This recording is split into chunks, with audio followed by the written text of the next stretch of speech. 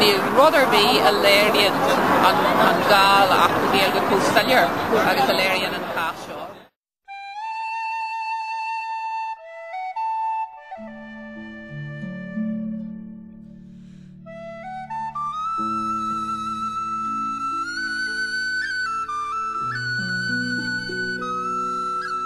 Níor chóir go mbeadh an bhainseó scóir na cúirte go béarbh ach inis agus í oscóir na cúirte ó chóir go mbeadh gachrod cáipéir cáipéis agus gachrod a bhaine leis an Cás seo trí bhean na Gaeilge agus níl sé.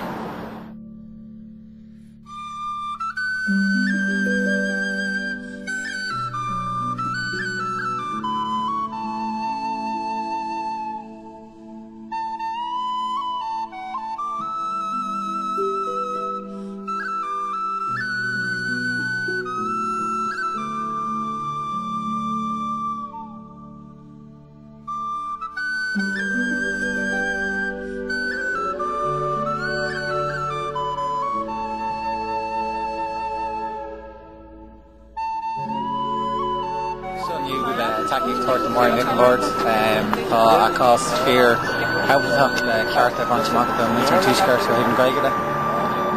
Tá Gaeilge Acht agus is tógadh go léiríonn a Cás seo an Gaeilge Acht mar dhean acha le an éisteach ceart ó nGaeilge. Seán le taú le Máire Nic Bhaird agus seaasú tá ógáil a hAoine ar son na Gaeilge Cé Chondae tá sé cairde a bhórfum na Gaeilge sa tuaisceart tá na cairde seo just tá sé dí agus déir sin ó gá sin. Well, tuaimid seo le taú le Máire Nic Bhaird agus I ggóthúirt na cúirte leis an Cás seo ar son na Gaeilge agus tuaimid seo mar gheall ar Acht na Gaeilge sílim go léiríonn an Cás seo go bhfuil gáil a Acht na Gaeilge agus go luath is a teaghlainn Acht na Gaeilge isteach gur bailí is fearr.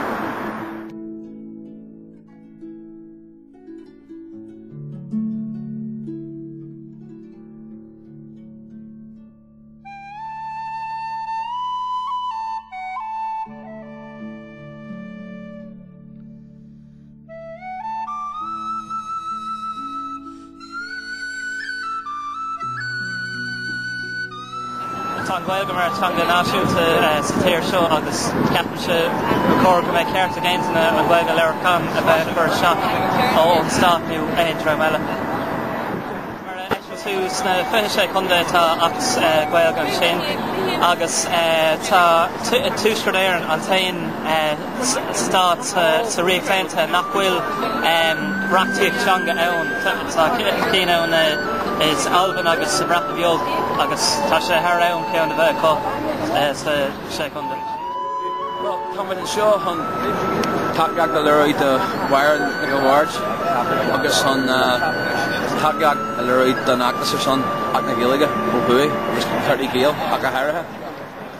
An Cás seo Cás go bhana chumid a caiintear cálainn óga bhí a caiint a cheanga go híis a lár chathair Feirste agus gur ggóh cuasaí stáisiú ar an ábhar go sé caiint in nGaeilge agus gur chuir sé cásanna in éan mbeadh seo so a bhí aine hasman seo go bhfuil ceardaí Gaeil díomhaileoirí agus na mé meábhad a ghabh leis an rámí seo amach seo agus gur chuirga mé ceardaí Gaeilge a chrí Acht ar bí agus achhainní ar fáil chun an Acht sin a bhuiirsú agus chun ceardaí Gaeilge a chur ar cócéim le bearlairí agus na teangaithe eile go fád dúin.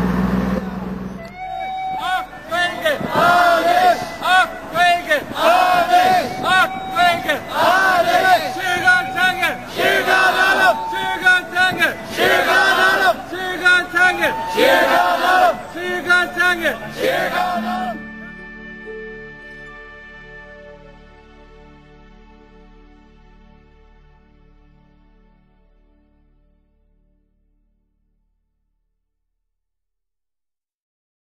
Sure, Gaeilge, yeah. She'll run it out, I guess.